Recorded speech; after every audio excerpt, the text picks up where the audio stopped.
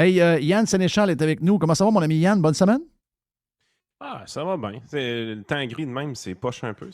C'est dur. C'est très, très Mhm. dur, Yann. Ça fuck un horaire de baseball aussi pas mal. Fait que, Oui. Non, on jouera plus cet été. c'est dur. Hey, j'ai 3 games de golf de jouer depuis le 9 juin.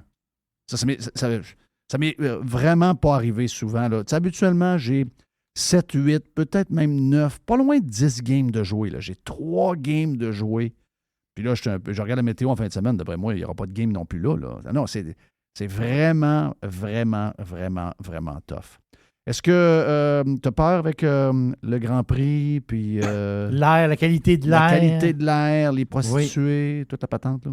Ben écoute, il y a un avantage à avoir des politiciens en congé, c'est qu'on arrête de se faire chier, puis on a l'impression qu'au moins pendant quelques mois, on ne se fera pas imposer des lois bizarres d'en face. Fait qu'on les aime beaucoup en vacances.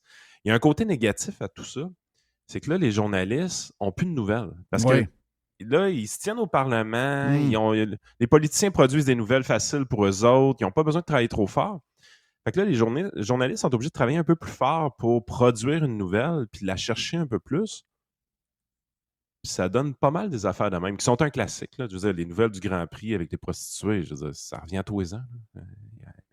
Il n'y a rien de nouveau dans les articles, on les recycle On a beaucoup. présenté Julie quelque chose là, qui a parlé avec Michel Leblanc, mais on aurait pu présenter Patrice Roy qui avait Dumontier, c'est ça? Non, c'est ça? François Dumoulin, promoteur. Non, c'est pas le bon nom, ça. C'est pas le bon nom, pas tout, c'est Dumontier. C'est Dumontier. Ils l'ont appelé sur le tweet François Dumoulin. Pas de lui, pas tout. C'est pas le bon nom. Promoteur du Grand Prix du Canada, c'est le chum à Julie Snyder, on va dire. Donc, il a été questionné, puis il a dit ouais, l'environnement. L'environnement, Ils sont donc bien fatigants, je vois le faire. Les stands vont-ils être pleins? Oui. Ah! Ben ça, c'est le vrai monde, là, tu sais, je veux dire. Ah, ben là, t'as peu, là. Au prix des billets, c'est pas le vrai monde. Non, non. Il va y avoir plus de monde dans les stands de la F1 qu'il y a des gens qui lisent Le Devoir. Là. Oui.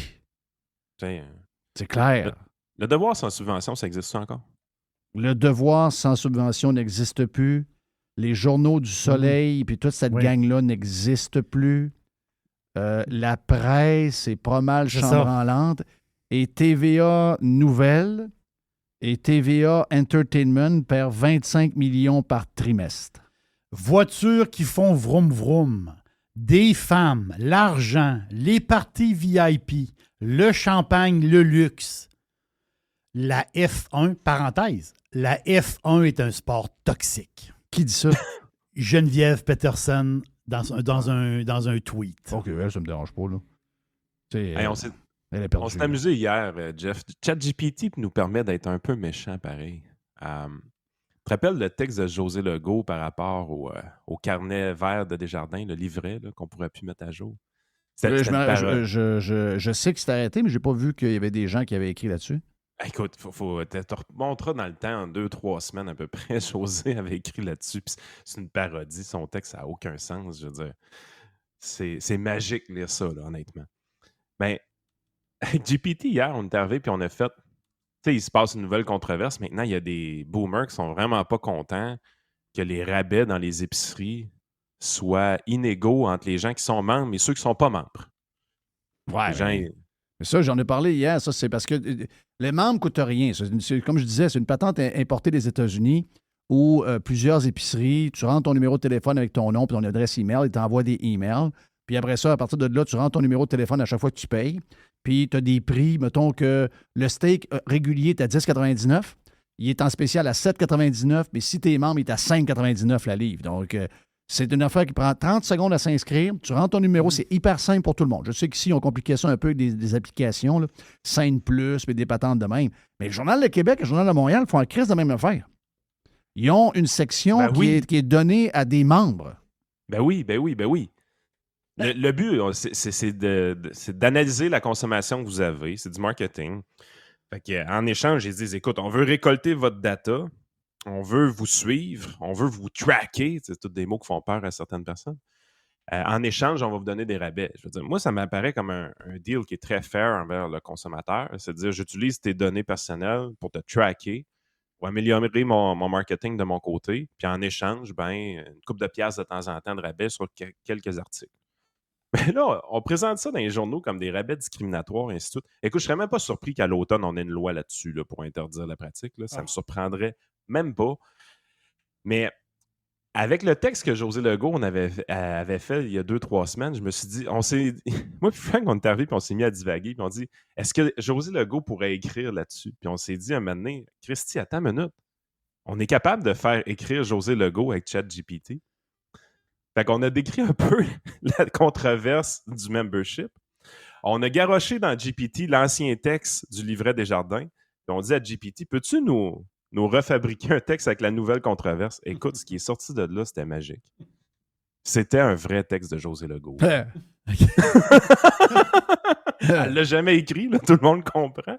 Mais je veux dire, c'était pareil. C'était la même structure, c'était fait de la même façon. Écoute, là, t'es là, tu dis, oh les shit, man. C'est ce qui s'en vient avec ces intelligences artificielles-là. On va vivre dans un monde de plus en plus drôle, de plus en plus comique.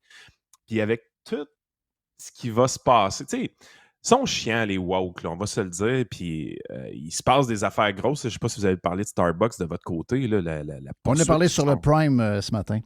C'est magique. Oui, mais il n'y a pas juste Starbucks. Là. Starbucks, eux autres, je ne me rappelle plus de l'histoire, là, c'est le genre d'employé blanc, gérant, qui était là depuis toujours, mis dehors. C'est une responsable de district, grosso modo. Mis dehors, c'était quoi? C'était 2 clients ou 2 employés noirs? C'est quoi? 2 clients noirs veulent aller aux toilettes sans être consommateurs. Donc, les employés du Starbucks vont le voir pour leur dire de quitter. Ils ne peuvent pas aller aux toilettes si ce n'est pas des clients. Ça brasse un peu. Puis là, évidemment, ils se font mettre dehors du restaurant. Puis ça brasse tellement que les policiers viennent sur place et arrêtent les individus. Donc, d'une certaine façon, tu te doutes que ça a brassé pas mal pour faire appliquer la politique officielle des Starbucks à cette époque-là. Puis, quand ça s'est arrivé, la dame, la responsable du district, qui est blanche, a pris la défense de ses employés pour dire qu'ils ont appliqué les procédures telles qu'on leur demande, et ainsi de suite. Starbucks a subi des grosses manifestations par rapport à ça. BLM s'est mis sur leur dos, le Black Lives Matter s'est mis sur leur dos. Puis pour montrer qu'ils étaient maintenant conscientisés des enjeux, parce qu'ils disaient que c'était du racisme, cette affaire-là, alors que c'était juste une application bien simple de procédure, on va se le dire. Pour faire patte blanche un peu, ils ont fermé tous les Starbucks du pays. 8000 Starbucks ont été fermés pendant une journée de temps pour que tous leurs employés subissent une formation obligatoire sur la sensibilisation au racisme. Donc, les règles, c'est si quelqu'un est blanc, si c'est un Christ de blanc, s'il vole, tu le rapportes. S'il va à la toilette puis il ne consomme pas, tu le sacs dehors. Mais si c'est un noir qui le vole, si c'est un noir ou quelqu'un de la communauté LGBT, pas tant de choses, ça, vous devez les laisser aller. Lululemon a dit la même chose. Lululemon, il y a eu un vol et les employés ont arrêté les 2 voleurs. Puis, ils ont appelé la police et les grands patrons de Lululemon, une belle compagnie qui vend du stock cher, une compagnie de Vancouver, et au lieu de féliciter les employés, ils ont crissé dehors. Et on lui a demandé cette semaine, est-ce que vous feriez encore ça? C'est quoi cette affaire-là? Il a dit, oh oui, ça, regarde, pas de tolérance quand il y a des gens qui volent. C'est pas grave, là. C'est pas la fin du monde. Là. Les employés défendent, excuse-moi, mais les employés défendent ton magasin. Pense à ça 2 secondes. Là. Parce que ultimement, le vol, tu sais, les sacrements de shorts Lululemon à 85$. La vérité, c'est que des shorts à 7$. Même si c'est de la grosse qualité. Oui, c'est de la grosse qualité. Là. Mais la vérité, c'est que ça coûte 7$ à faire. Ils devraient te vendre 55$. Mais le 30$, c'est parce que ça rentre un après l'autre dans plusieurs places pour voler le stock puis que le vol est refilé dans le prix. Là. Ben oui, c'est sûr. Là. Fait qu'écoute, cette histoire-là, elle se passe en 2018 du côté de Starbucks. Ça, c'est le bout qui est un peu tannant dans l'histoire parce que tu te dis, Starbucks était dans le champ, il faut attendre quand même au-dessus de 5 ans pour qu'ils se fassent remettre à leur place par les tribunaux. Puis tu te dis, en 2018, le wokisme, c'était pas si pire que ça. Là. Il s'en est passé des niaiseries depuis 2018, éventuellement, qui doit commencer à foutre la chienne à plusieurs entreprises. Mais cette gérante de district-là, elle, il y a plusieurs affaires dans cette histoire-là. Elle a défendu ses employés publiquement. Moi, tu me dis ça, là, un employeur qui back ses employés, puis là-dessus, hier, quand on en a parlé, on a fait plusieurs parallèles avec la radio, là, les radios traditionnelles qui sont pas du type à backer beaucoup leurs employés, puis ça donne un peu le côté beige de la radio qu'on voit aujourd'hui à cause de ça. Ben, une dirigeante qui back ses employés, qui refuse de garrocher ses employés en avant du bus pour montrer patte blanche, moi, ça me montre une force de caractère. Moi, c'est ce que je voyais de cette dame-là. En plus, quand tu regardes son historique avant cet événement-là, elle a eu une promotion très rapidement pour travail exemplaire. Fait que, puis c'était documenté, évidemment, du côté de Starbucks. Fait que c'était quasiment une intouchable. Le problème, c'est qu'elle était blanche. Fait que Starbucks était dans une position où est-ce qu'il se rendait compte que malgré le fait qu'il ait fermé pendant une journée, malgré le fait qu'il ait donné une formation obligatoire, la communauté noire était toujours aussi insatisfaite. Il y avait encore des manifestations avec BLM. Ils l'ont foutu à la porte, l'employé blanche qui a défendu les employés. Puis c'est là qu'elle les a poursuivis pour congédiement illégal. Puis, dans sa preuve, elle démontrait qu'il y avait des gérants de district, par exemple, qui recevaient plusieurs plaintes de la clientèle, comme de quoi qui agissaient pas bien, plusieurs plaintes des travailleurs, comme de quoi qui agissaient pas bien, et ils étaient tolérés par l'entreprise. Puis la raison, c'est qu'il y avait la peau noire. Mhm. Fait que, tu sais, elle a vraiment été capable de démontrer un case study en cours qui montrait qu'elle a été réellement renvoyée pour faire un exemple d'elle parce qu'elle était blanche. Fait que ça, c'est vraiment quand même assez important. Puis dans le jugement qui a été rendu, il se rendait compte que les dommages-intérêts, c'était à peu près quelque chose comme 600 000 $. Le reste, c'est vraiment du dommage punitif Oui, c'est ça. qui est infligé par les cours. Puis ça, c'est une bonne nouvelle. Je ne sais pas ce que ça donnerait, les cours de justice au Canada. Je ne peux pas te le dire. Je ne connais pas ça assez. Par contre, de voir que la faille du wokisme, c'est les cours de justice, ça, c'est une Christie de bonne nouvelle. C'est vraiment une Christie de bonne nouvelle. Surprenant, on va le dire. Là. Quand même, quand j'ai vu cette j'ai de la misère à croire. J'ai lu l'article au complet pour être sûr que c'était bien vrai ce que je disais là, parce que c'est quand même surprenant. Donc, ça, effectivement, s'il y a de la jurisprudence qui est en train de se monter là-dessus, excusez-moi, là, on a peut-être une poignée sur laquelle se tenir parce que, on va dire de quoi, c'est pas beau. Ce cas-là, il est vraiment important parce que généralement, tu sais, ce qu'on voyait souvent qui était challengé un peu en cause, c'était des cas de discrimination positive. C'est quelqu'un qui pensait qu'il aurait dû avoir la job, mais finalement, c'est quelqu'un d'autre qui l'a eu, puis on pense que l'autre personne qui l'a eu, c'est parce qu'elle cochait des cases, puis l'homme blanc hétéro, lui, en cochait pas. Mais les cas de discrimination positive, tu sais, on dirait qu'on prend ça un peu avec des pincettes, on n'est pas sûr, on n'a pas eu de cas vraiment spectaculaire en cours. Mais ça, c'était réellement un cas de discrimination négative. Ça veut dire que la fille, là, elle pouvait s'accoter sa charte des droits et libertés puis dire, écoute, j'ai été discriminée pour une raison de couleur de peau, mais je suis blanche. Oui. Fait que ça c'est vraiment une bonne nouvelle parce qu'on sait que ça se passe. Puis ça va faire peur à des entreprises. Moi, je suis persuadé qu'il y a des départements légaux dans plusieurs entreprises qui voient ce qui s'est passé avec Starbucks, puis là, ils disent, hey, attends une minute, là. Dans telle situation, on a exagéré, on est allé trop loin. On a pris des actions de discrimination négative contre des employés blancs. Par contre, dans la presse de ce matin, ils nous disent qu'il y a un crinqué à la presse, là, un gars bizarre qui m'attaque à tout bout de champ sur Twitter, un gars qui s'appelle Éric-Pierre Champagne, lui, un genre de blême là, qui a bien peur de la terre. Là. Un gars très, très, très, très anxieux, très, très stressé. Et lui, il dit que les tribunaux pour l'urgence climatique, c'est la voix des jeunes. Donc, il dit que il y a aux États-Unis des procès, entre autres au Montana. Il y a un procès où les jeunes de 15 à 22 ans s'en vont voir les juges pour savoir si le Montana doit encore utiliser du pétrole, etc. Puis là, ben, lui, il triple là-dessus. Il dit hey, non, il dit, ça va bien. Je ne sais pas comment ça va finir au Montana. J'ose croire qu'au Montana, d'après moi, le juge va expliquer aux jeunes que tout ce qu'ils aiment, puis tout ce qu'ils consomment, puis la vie qu'ils ont en ce moment. Tu sais, je vais prendre Acid Blais. Acid, dans son dernier vidéo sur TikTok, il rit un peu de ça, justement, de voir qu'il y a des jeunes de 13, 14, 12 ans qui lâchent l'école à cause de l'anxiété climatique. Puis dans son vidéo très drôle, c'est qu'Acid pute pinch. Acid nous dit que il dit, sacrément, il dit, c'est les jeunes les plus dans la ouate de l'histoire. Là. Ben oui. C'est des jeunes qui sont dans la ouate. les premiers qui vont se pendre si jamais on enlève le pétrole comme le gars de l'ONU veut le faire, là, Guterres, là. Gutiérrez. Gutiérrez. Oui, il est très bizarre. Le Lui. gars très bizarre, le gars qui est dans un avion 3 jours par semaine. Si jamais on enlève, parce que c'est ce qu'il dit ce matin, là. Lui, il dit, hier qu'il a dit à l'ONU, il a dit là, c'est pas de limiter le pétrole puis les énergies fossiles, c'est de carrément les enlever. OK? Lui, il va jusque-là, là.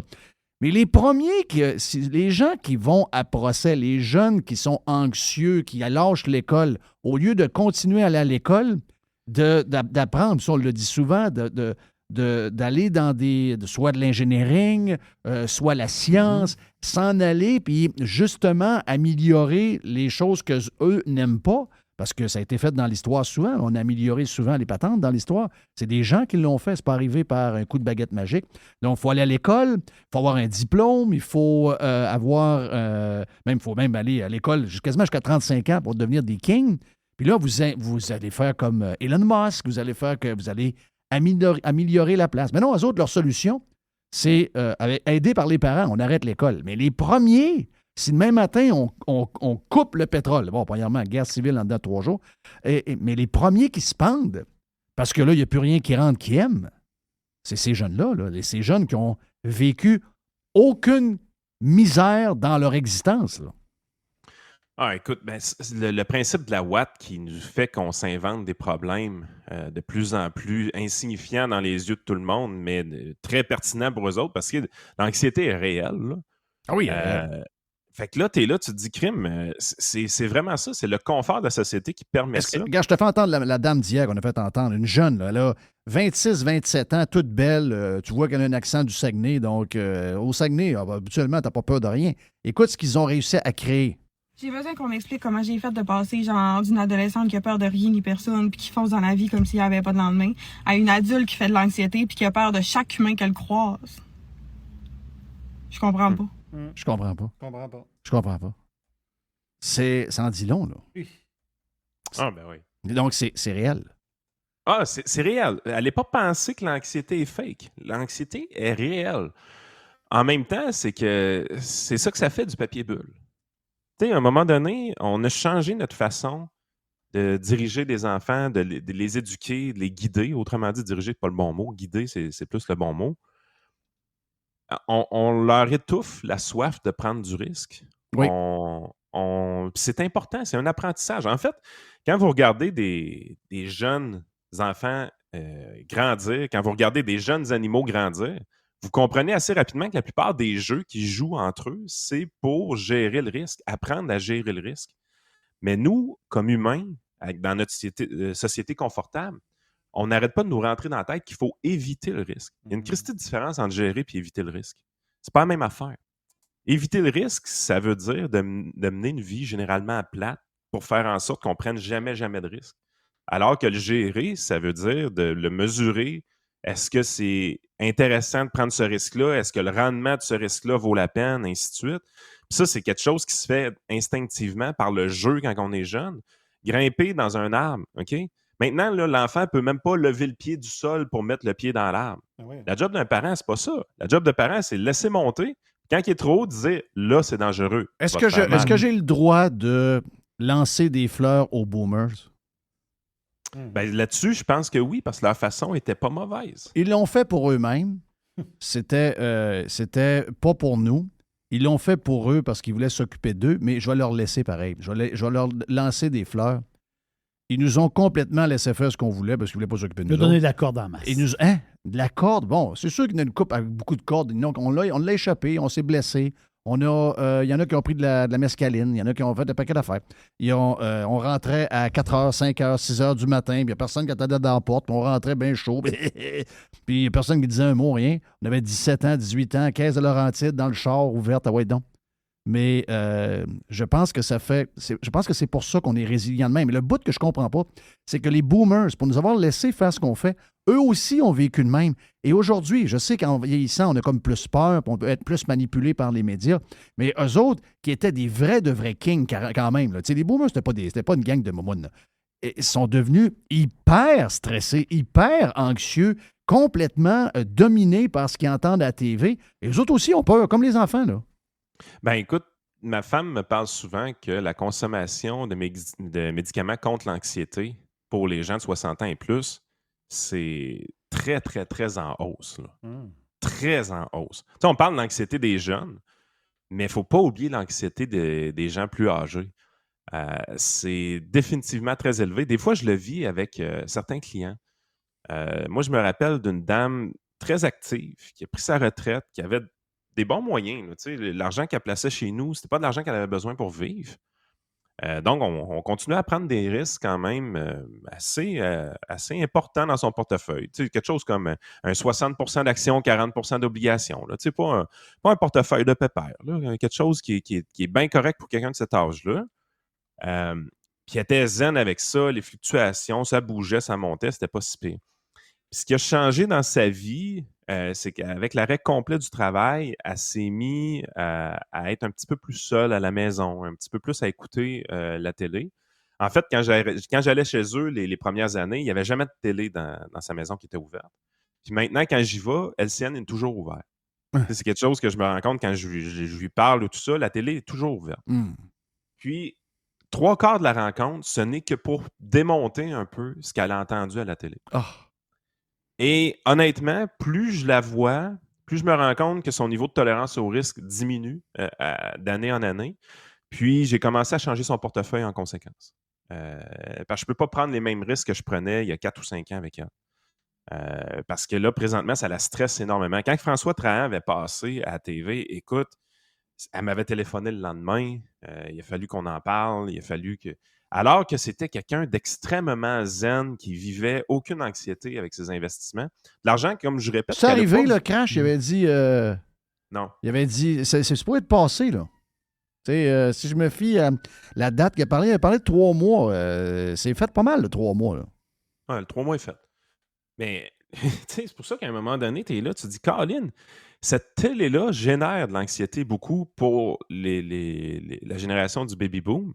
Fait que, tu sais, à un moment donné, tu es là, tu te dis, coudon, il va-tu rester des générations intactes dans tout ça? Puis, même nous autres, tu sais, qu'est-ce qui va nous arriver quand on va sortir de la vie active? Je pense que la vie active, les obligations parentales que ça l'occasionne... Je ne sortirai jamais de la vie active.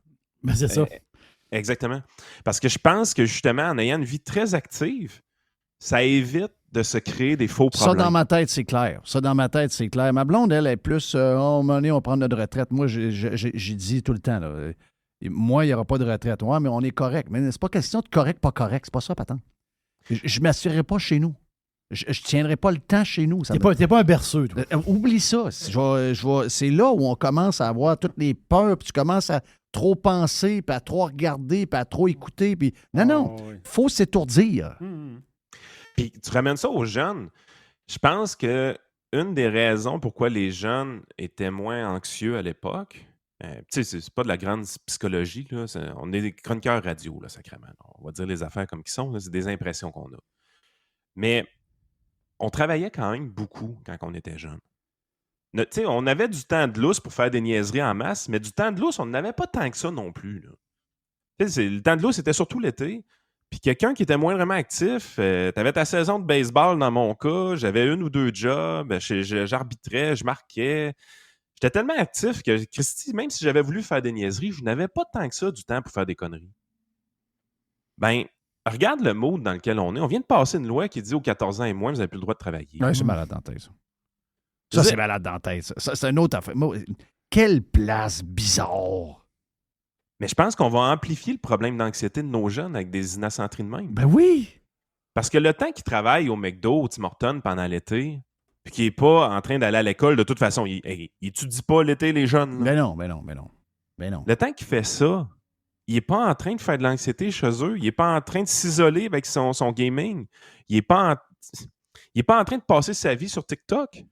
Il est bien mieux à 13 ans d'être chez McDo à apprendre la vie que d'être à l'école avec une madame assis à bout de sa chaîne sur le climat, puis sur Trump, puis sur Poilievre dans la classe. Mais carrément. Il est bien mieux de flipper des boulettes que d'entendre cette maudite folle-là dans la classe pendant 6 mois de temps. Voyons donc, c'est ça, cette affaire-là. As-tu vu comment ça a passé comme du beurre dans le poêle? Ça a passé comme du beurre dans la poêle. 2-3 petits textes de madame qui était découragée. Moi, ma ferme, j'avais plein de jeunes au parc, puis dans la patente de camp d'été. Puis ça a fini là. Ça a fini là. Le gars qui trouve que les immigrants, c'est une gang de vaches, il a passé ça assez raide. Laissez les jeunes avoir leur jeunesse. Laissez les jeunes... Ouais, mais moi, je l'ai eu, ma jeunesse, là, puis j'ai travaillé. Là. Exact. J'ai fait les deux. Là. Bon week-end, mon ami.